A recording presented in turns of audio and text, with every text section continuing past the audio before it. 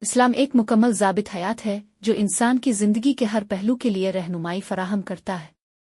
حتیٰ کہ سونے جیسے عام عمل کو بھی دین اسلام نے عبادت کا درجہ دیا ہے اگر اسے سنت کے مطابق انجام دیا جائے۔ سونے سے پہلے کے کچھ مسنون اعمال ہیں جو نہ صرف جسم کو سکون دیتے ہیں بلکہ روح کو بھی اطمینان بخشتے ہیں۔ سب سے پہلے وضو کر کے سونا سنت ہے۔ وضو سے جسم اور روح دونوں پاکیزہ ہو جاتے ہیں، اور جو بندہ حالت وضو میں سوتا ہے اس کے پاس ایک فرشتہ رہتا ہے جو رات بھر اس کے لیے دعا کرتا رہتا ہے۔ اس کے بعد سورت المالک کی تلاوت کی تاکید کی گئی ہے کیونکہ یہ سورت قبر کے عذاب سے حفاظت کا ذریعہ بنتی ہے۔ اگر کسی کو تہجد کے لیے بیدار ہونے کی عادت نہیں تو وتر کی نماز سونے سے پہلے پڑھ لینا چاہیے کیونکہ یہ دن بھر کی عبادت کا اختتام ہوتا ہے۔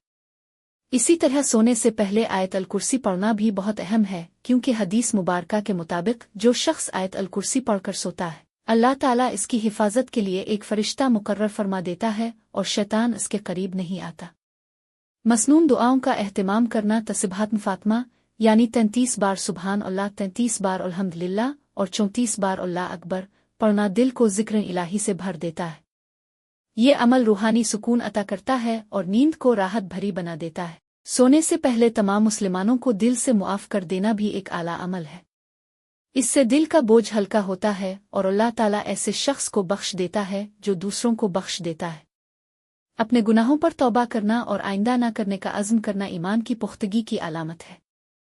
آخر میں فجر کی نماز کے لیے الارم لگا لینا اس بات کی یاد دہانی ہے کہ مسلمان کی زندگی نظم و ضبط اور عبادت سے جڑی ہوئی ہے۔